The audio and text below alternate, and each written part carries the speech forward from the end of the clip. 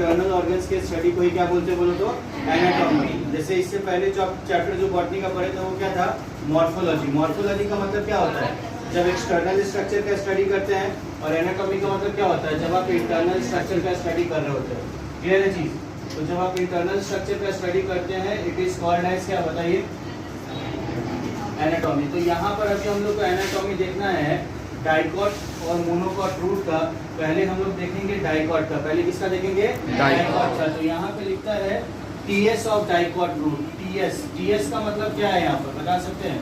TS का मतलब यहाँ पर ट्रांसवर्स सेक्शन। टीएस का मतलब क्या है बोलिए, ट्रांसवर्स सेक्शन। तो टीएस का मतलब ट्रांसवर्स सेक्शन देख रहे डाइकॉट का। तो ये स्ट्रक्चर जो आप देखेगा तो आपको दिखेगा सबसे इनिशियल स्ट्रक्चर में रूट एयर है। एक बात समझ लीजिए, जैसे हम लोगों को मॉर्फोलॉजिकल स्ट्रक्चर, जैसे एक होता है रूट, क्या होता है एक स्ट्रक्चर, रूट, और एक स्ट्रक्चर होता है शूट। अगर ये एयर लाइक स्ट्रक्चर रूट में पाया जा रहा है तो उसको हम लोग बोलेंगे रूट हेयर। क्या बोलेंगे, रूट हेयर। और अगर शूट में पाया जा रहा है तो उसको ट्राइकोम्स बोला जाता है। क्या बोला जाता है बोलिए, ट्राइकोम्स बोला जाता है। तो यहाँ पर आप देखिएगा सबसे पहला वाला लेयर किसका है बताइए तो इपीब्लेमा का है। किसका स्ट्रक्चर है बोलिए, इपीब्लेमा। तो इपीब्लेमा को बोला गया कि यहाँ पे ये इपीब्लेमा जो है वो शॉर्ट लाइव्ड है। बताइए तो क्या है इपीब्लेमा, शॉर्ट लाइव्ड है। क्लियर है चीज? तो शॉर्ट लाइव्ड है यानी कि वो बाद में फिर खत्म हो जाएगा। क्लियर है? तो इपीब्लेमा का एक्सटेंशन है रूट हेयर।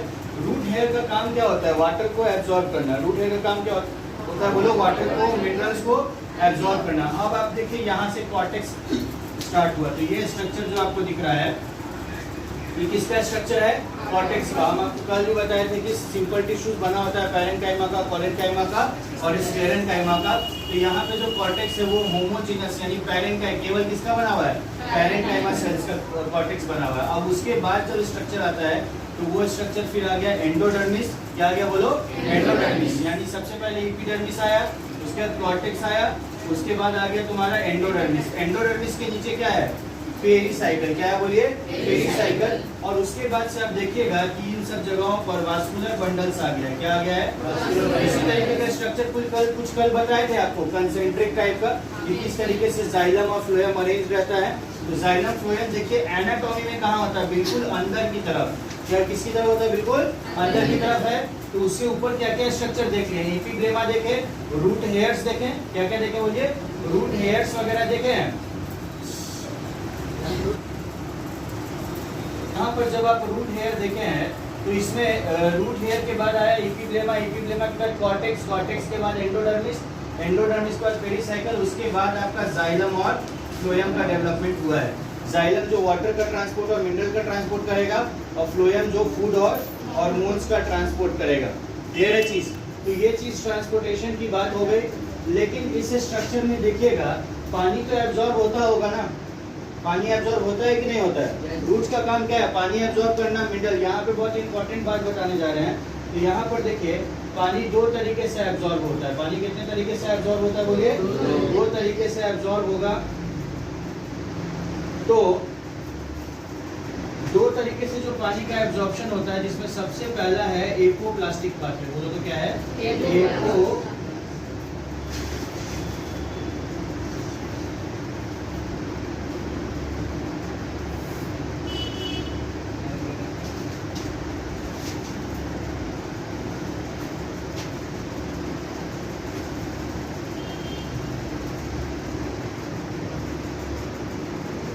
देखो सबसे पहला जो तरीका है जिसके थ्रू होता है वाटर का एब्जॉर्प्शन, वो होता है एपो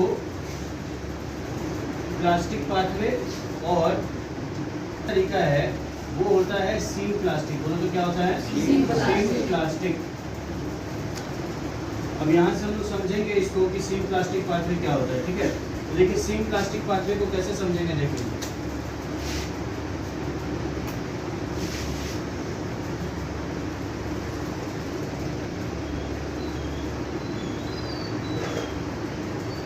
देखिए पहले हम लोग समझते हैं एपोप्लास्टिक पाथवे। एपोप्लास्टिक पाथवे से मान लेते हैं पानी एब्जॉर्ब हुआ। क्या हुआ, पानी एब्जॉर्ब हुआ। तो देखिए किस तरीके से जा रहा है।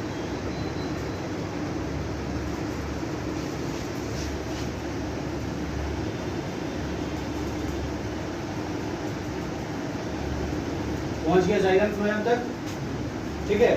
तो ये पाथवे हुआ एपोप्लास्टिक पाथवे। अब आप नोटिस कीजिए कि किसी भी सेल में इंटर नहीं किया है, किसी भी सेल में इंटर किया है नहीं किया, यानी कि सेल वॉल के थ्रू होते हुए पास हुआ। यानी कि ऐसा ट्रांसपोर्ट जो किसको फॉलो करता है, सेल वॉल के थ्रू होकर के जाता है, सेल के भीतर नहीं जा करके सेल वॉल के थ्रू जाएगा, तो उसको हम लोग क्या बोलेंगे, एपोप्लास्टिक पाथवे। ये हम लोग प्लांट फिजियोलॉजी में भी पढ़ेंगे, क्लियर है चीज।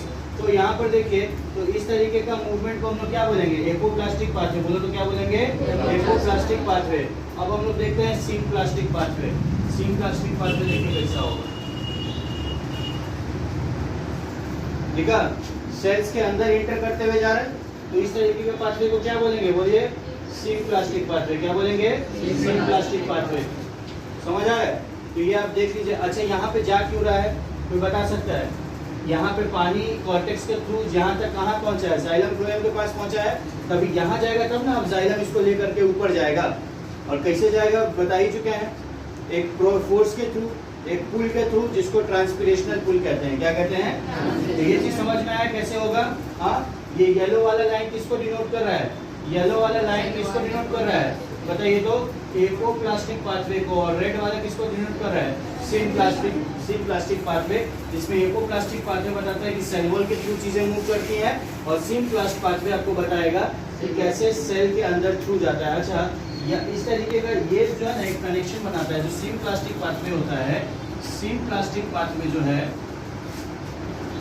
सिम्प्लास्टिक पाथवे जो है,